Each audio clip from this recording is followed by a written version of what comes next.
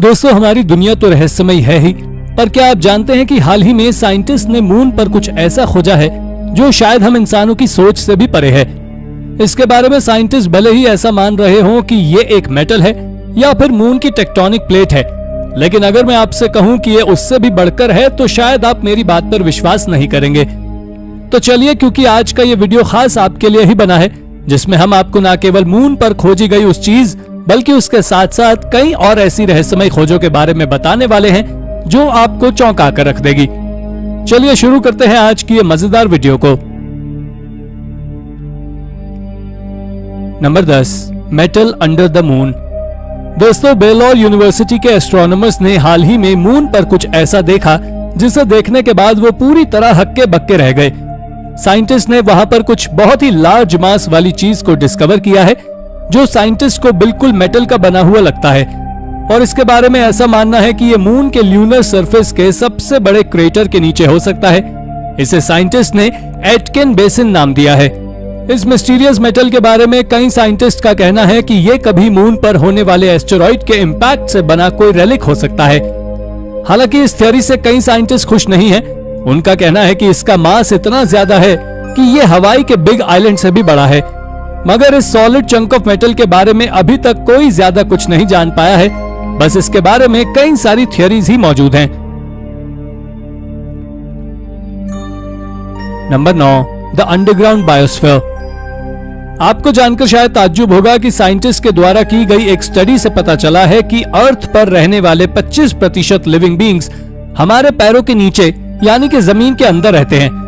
In living beings में bugs, bacteria और बहुत छोटे छोटे ऑर्गेनिज्म आते हैं जो कि हमारे ही पैरों के नीचे मौजूद धूल और जमीन में रहते हैं। साथ ही ये छोटे से दिखने वाले ऑर्गेनिज्म हमारे प्लैनेट पर मौजूद लाइफ के एक बहुत बड़े हिस्से को रिप्रेजेंट करते हैं। डीप कार्बन ऑब्जर्वेटरी ने बताया है कि करीब 70% बैक्टीरिया और सिंगल सेल माइक्रो ऑर्गेनिज्म जमीन के नीचे रहते हैं, जहां उनका अपना एक अलग स्पेशल बायोस्फीयर होता है। आपको बता दें कि एक स्टडी से तो ये भी पता चला है कि हमारी जमीन पर ही नहीं बल्कि जमीन से करीब 8 किलोमीटर नीचे तक भी इस तरह के माइक्रो ऑर्गेनिज्म हो सकते हैं जो एक अलग ही बायोस्फीयर में रहते हैं। Number 8, mystery tomb. रशिया में मौजूद साइबेरिया के कोल्ड वेस्टलैंड में साइंटिस्ट को कुछ ऐसा मिला है जो कि सच में काफी मिस्टीरियस और हैरान कर देने वाला है। यहाँ से साइंटिस्ट ने एक एंशिएंट बरियल माउंट खोजा है जिसमें करीब 50 से भी ज्यादा ह्यूमन बॉडीज के रिमेन्स और कई ब्रॉन्ज टूल्स के साथ साथ अजीबोगरीब से आर्टिफैक्ट शामिल हैं। जब इस टूम्ब की कार्बन डेटिंग की गई तो पता चला कि यह टूम्ब आज से 2000 साल से भी ज्यादा पुराना है, मगर इस टूम्ब को किस कल्चर द्वारा बनाया गया था ये बात आज तक एक मिस्ट्री बनी हुई है। इस टूम्ब में एंशिएंट पीपल के हाथों यूज की जाने वाली चीजें भी मिली हैं, जिनमें mirrors, needles, drinking vessels, symbolic bronze daggers और साथ ही ज्वेलरी भी शामिल है। हालांकि चौंकाने वाली बात यह है कि विज्ञान के इतने उन्नत हो जाने के बावजूद भी हम आज तक इन एंशिएंट पीपल के कल्चर को समझने में सफल नहीं हुए हैं कि आखिर ये किस कल्चर से बिलोंग करते थे।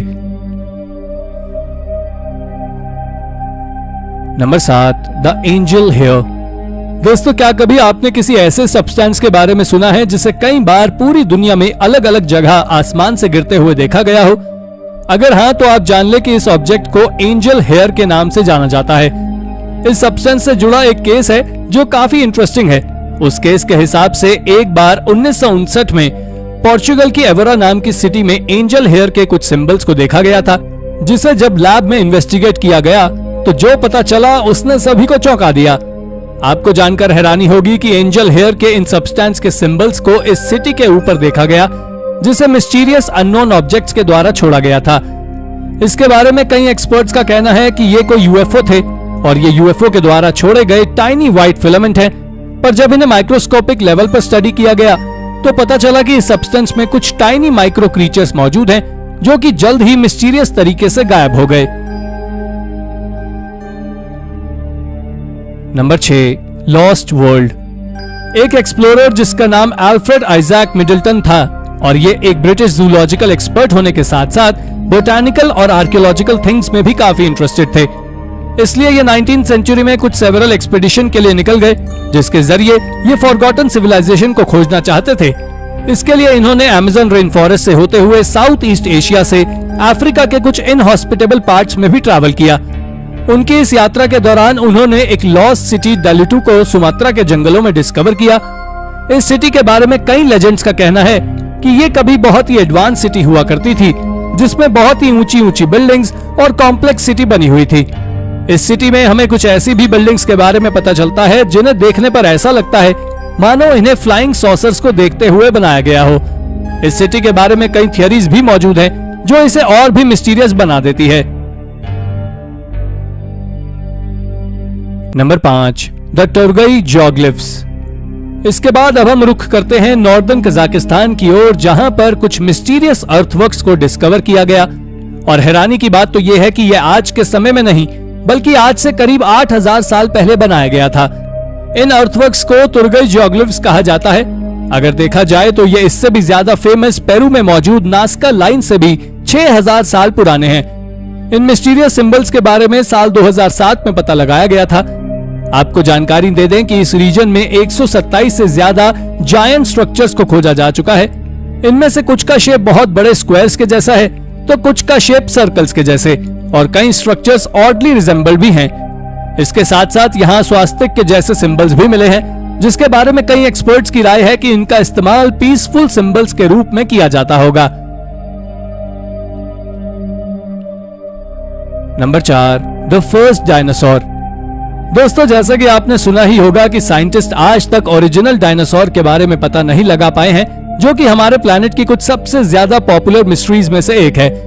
लेकिन आपको जानकर आश्चर्य होगा कि साइंटिस्ट के पास डायनासोर से जुड़े कुछ इंपॉर्टेंट सबूत मौजूद हैं, जो आपको सबसे पुराने डायनासोर, जिसके बारे में हम अभी तक अच्छे से नहीं जान पाए हैं, उसके बारे में बताता है। इसका नाम नियासोसॉरस पैरिंगटोनी है और इसे पैलियोंटोलॉजिस्ट एलन जे चेरिंग ने 1950s में डिस्कवर किया था। जब इस डायनासोर पर रिसर्च हुई तो पता चला कि ये मिडिल ट्रियासिक एरा में रहा करता था, जो कि आज से करीब 243 मिलियन साल पहले हुआ करती थी। और तो और चौंकाने वाली बात तो ये भी है कि साइंटिस्ट का मानना है कि इंसान और डायनासोर दोनों ही अफ्रीका से ही इवॉल्व हुए हैं। अगर आपको वीडियो में मजा आ रहा है तो हमें कमेंट करके बताना ना भूलें।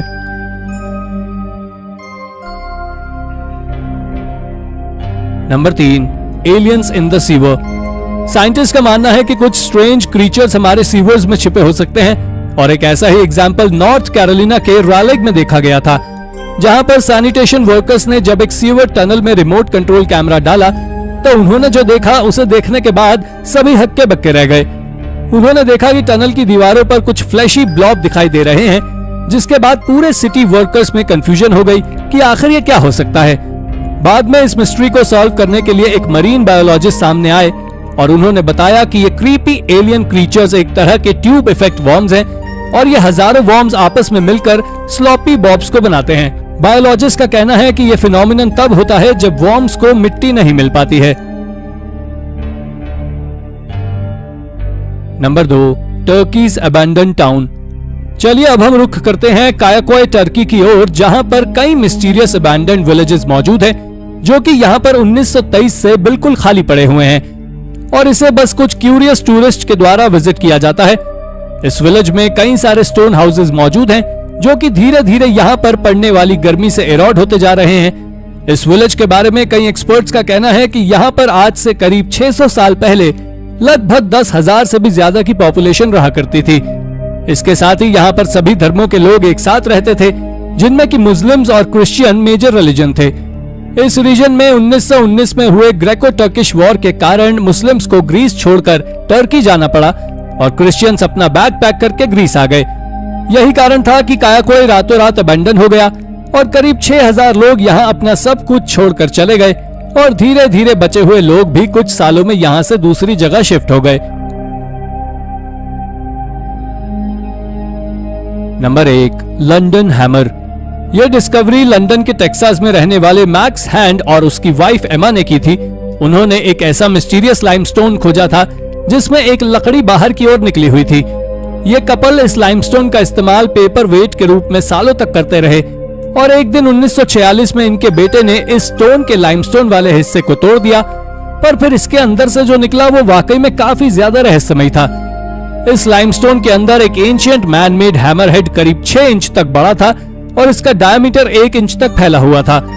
इसके बारे में ऐसा माना जाता है कि इसका इस्तेमाल एंशिएंट पीपल कुछ बहुत ही फाइन वर्क को करने के लिए किया करते थे, जिसमें 96.6% आयरन और 2.6% क्लोरीन और 0.75 सल्फर मौजूद था। तो दोस्तों, ये थी हमारी आज की वीडियो। अगर आपको हमारी आज की वीडियो पसंद आई हो तो वीडियो को लाइक और चैनल को सब्सक्राइब करना बिल्कुल ना भूलें। धन्यवाद।